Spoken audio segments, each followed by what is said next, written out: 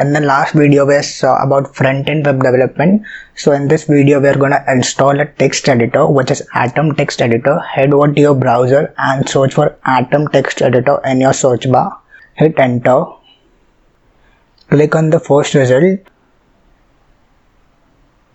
and you will get this Windows or Mac according to your operating system. Click on the download button here. When your file will be downloaded, just install it as a normal exe file, and also don't forget to create a desktop icon. It will be easier for us to access the Atom Text Editor. Also, you can see this packages, themes and documentation here.